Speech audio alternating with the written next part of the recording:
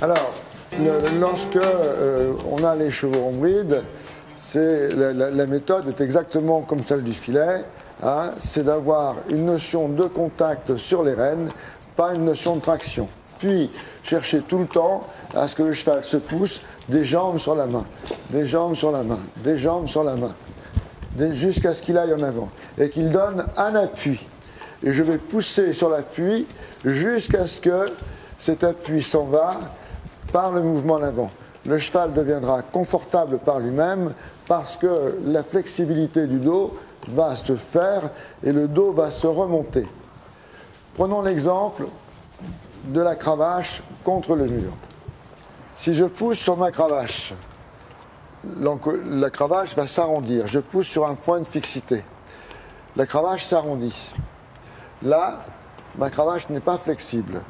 Là, ma cravache devient flexible. Je pousse sur un point fixe. Donc, prenons le mur, ça sera la bouche. Prenons ma main, ça sera les jambes. Je vais pousser sur la bouche jusqu'à ce que la colonne vertébrale se remonte comme ça. C'est ce qu'on appelle la flexibilité. Ma cravache n'est pas flexible. Ma cravache est flexible. Le dos, c'est pareil. Alors, autre exemple, le dos, c'est un pont. Ici, c'est les piliers du pont. Ici, c'est les piliers du pont. Tous les ponts sont plutôt ronds sur le dessus. Parce que si le pont était plat, il ne tiendrait pas. Si le pont était creux, ça ne tiendrait pas non plus. Donc, il faut toujours rechercher à ce que le dos remonte par l'intermédiaire des jarrets sous la masse. Le moteur du cheval, c'est ça. Ça doit être dessous. Dessous. Tout le temps. Dessous. Tout le temps. Jusqu'à ce que l'arrière-main se vienne dessous et de façon à alléger l'avant-main. D'où l'intérêt de rester dans sa position en mettant son dos derrière ses fesses de façon à asseoir les chevaux sur les hanches. Alors parfois ça ne se voit pas chez les chevaux, tellement ils sont construits de façon différente.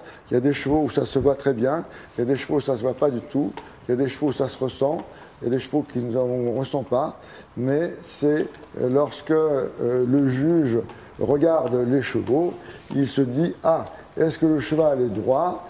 Est-ce qu'il est fixe? Est-ce qu'il est tendu? Est-ce qu'il est régulier? Est-ce qu'il est flexible ?» Et ce sont des fondamentaux qui vont vous permettre de pouvoir comprendre et corriger et améliorer la technique des chevaux.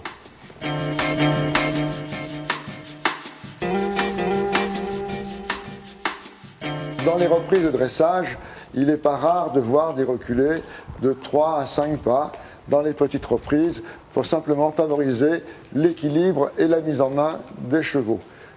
Ça, c'est important. Ça fait partie du dressage et tout ce que l'on fait sur les chevaux, c'est un acte de dressage bon ou mauvais. Ça permet d'améliorer techniquement, et ça c'est un bon mouvement puisque ça permet d'améliorer techniquement les chevaux et que lorsque le cheval fait une faute d'orthographe, c'est-à-dire qu'il fait une petite faute physique, eh bien on s'arrête, on fait 1 ou 2 pas de reculer, ça permet de remettre le cheval en situation de travail assez rapidement lors d'une détente ou d'une préparation.